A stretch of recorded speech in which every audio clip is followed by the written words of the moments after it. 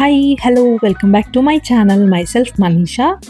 ఎలా ఉన్నారు అందరూ? అందరూ బాగున్నారని అనుకుంటున్నాను. నేనైతే చాలా చాలా బాగున్నానండి. ఇదొచ్చేసి దసరా ఫెస్టివల్ తర్వాత నెక్స్ట్ డే వ్లాగ్ అనమాట. కనుమ వ్లాగ్. సో, మేము ఈరోజు నాన్ వెజ్ అయితే తెచ్చుకున్నాము. సో, అందుకు నేను బగారా రైస్, మటను అలాగే నాటుకోడి. సో, ఈ 3 అయితే ప్రిపేర్ చేద్దామనేసి ప్లాన్ చేశాము. నవరాత్రి, దసరా ఫెస్టివల్ వల్ల మేము ఈ 9, 10 డేస్ అసలు నాన్ వెజ్ టచ్ చేయలేదనమాట. సో, అందుకు ఈరోజు కొంచెం ఏదైనా స్పెషల్ చేద్దాము అన్నట్టుగా బగారా రైస్, మటన్ ఇంకా నాటుకోడి వాటికి సంబంధించి ప్రిపరేషన్ అయితే చేస్తున్నాను. సో, మీరు ఈ కనుమకి ఏం తెచ్చుకున్నారు? మీరు ఏమేమి ఐటమ్స్ ప్రిపేర్ చేశారో నాకు కామెంట్ సెక్షన్లో అయితే చెప్పండి. సో, నేనేం లేదండి, జస్ట్ ఒక సింపుల్ బగారా రైస్ అనమాట. కలర్ రైస్ కూడా అంటారు. సో, నేను ఇంకా ఎక్కువ మసాలా అయితే యూజ్ చేయలేదు. జస్ట్ మినిమల్ థింగ్స్ ఈజీగా కొంచెం అర్లీగా అయిపోయేలాగా అయితే నేను ప్రిపేర్ చేసుకున్నాను. సో, వాటికి సంబంధించి ఇక్కడైతే నేను ప్రిపరేషన్ అయితే చేస్తూ ఉన్నాను. ఒక పక్కన బగారా రైస్కి పెట్టేశాను, ఇంకో పక్కన మటన్ కూడా ఆల్టర్నేట్గా అవుతూ ఉంది. ఇది వచ్చేసి అల్లం వెల్లుల్లి పేస్ట్, అలాగే గ్రీన్ చిల్లీ, దాంతోపాటు కొంచెం పుదీనా, కొత్తిమీర కూడా వేసాను. సో, ఇవన్నీ కలిపేసి నేనైతే మిక్సీ చేసేసాను. పుదీనా కూడా వేస్తారు మోస్ట్లీ, బట్ ఈ పేస్ట్ వేస్తే కొంచెం బాగా టేస్ట్ అన్నది ఎన్హాన్స్ అవుతూ ఉంది, అందుకోసం అదనమాట. సో, ఇక్కడ మీరు చూడొచ్చు ఎంత బాగా ఫ్రెష్గా ఉందో మటను. నాటుకోడి అండ్ దాని స్కిన్ కూడా సపరేట్ చేసాము. మా బాబుకి ఇష్టం అనమాట. సో, అందుకు వాడు చేసుకొని తింటాడనమాట. దానికోసం తీసాము. ఇక్కడైతే నేను రైస్ కోసం పుదీనా అయితే వేసాను, అలాగే కొంచెం మటన్లో కూడా యాడ్ చేశాను. ఎంత ఫ్రెష్గా ఉందో చూడండి మటన్ అయితే ఇక్కడ రెడ్డిష్గా. సో, మెయిన్ బగారా రైస్లో టేస్ట్ ఎక్కడ వస్తుంది అని అంటే వాటిని ఫ్రై చేసే విధానాన్ని బట్టి రైస్ టేస్ట్ అన్నది బాగా వస్తుందన్నమాట. ఎంత మంచిగా రెడ్డిష్గా ఎంత బాగా ఫ్రై అవుతుందో బగారా రైస్ కూడా అంతే టేస్ట్ అయితే వస్తుంది. మీకు ఈ రెసిపీ కావాలంటే కామెంట్ చేయండి, నేను ఇంకా దీనికి సపరేట్ వీడియో తీసి మీకు చేసి పంపిస్తాను. సో, అలాగే నేనైతే బాద్షాకి సంబంధించి మసాలా ఐటమ్స్ అయితే ఇక్కడ యూస్ చేస్తున్నాను. ఇదైతే ప్రమోషనల్ వీడియో ఏం కాదు, ఇట్స్ మై జెన్యూన్ రివ్యూ అనమాట. నేను జనరిక్గా ఇంట్లో ఏదైతే యూస్ చేస్తానో అవే masala, mutton, chilli, biryani masala, so అలా అనమాట. సో, నేను అలాగే ఒక పక్కన నాటుకోడి కూడా పెట్టేద్దాము అనేసి ఒక చిన్న కుక్కర్ అయితే ఇందులో పెట్టేశాను. దాంట్లో కొంచెం ఆయిల్ వేసాను. ఇప్పుడు నేను దీంట్లో నాటుకోడిని అయితే యాడ్ చేస్తాను.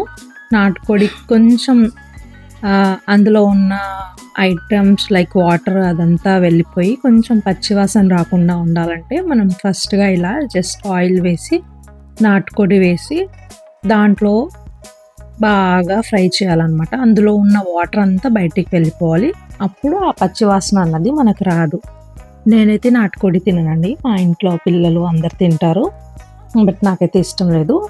ఇది కూడా నేను ఫస్ట్ టైం అయితే ట్రై చేస్తున్నాను.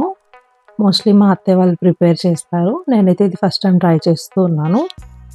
సో, ఇక్కడ వచ్చేసి నేను బాద్షాకి సంబంధించి బిర్యానీ రైస్, బిర్యానీ మసాలా, అలాగే కొంచెం ధనియా పౌడర్, సో ఇవన్నీ యూస్ చేస్తున్నాను.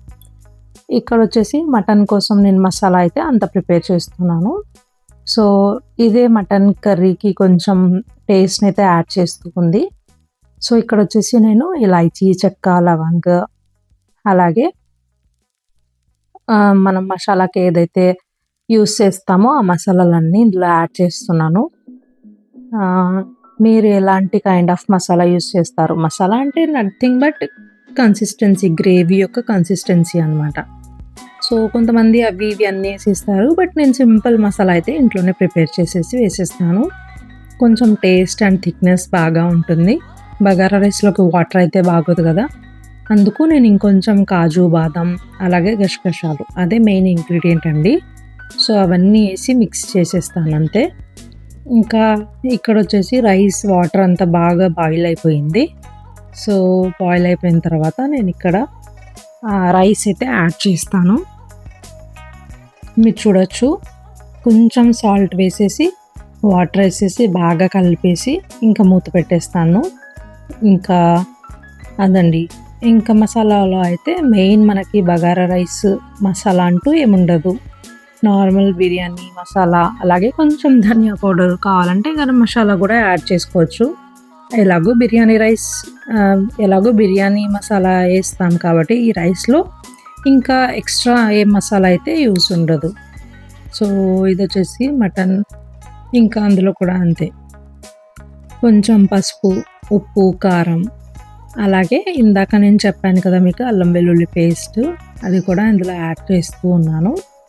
సో ఇంకా ఇది వేసాక కొంచెం టొమాటోస్ వేస్తాను థిక్నెస్ కోసం. ఇంకా నేను గ్రైండ్ చేసిన మిక్సర్ అంతా ఇందులో యాడ్ చేసేస్తూ ఉన్నాను. బాగా కలిపేసి ఒకసారి స్పైస్ యాడ్ చేసేస్తాను.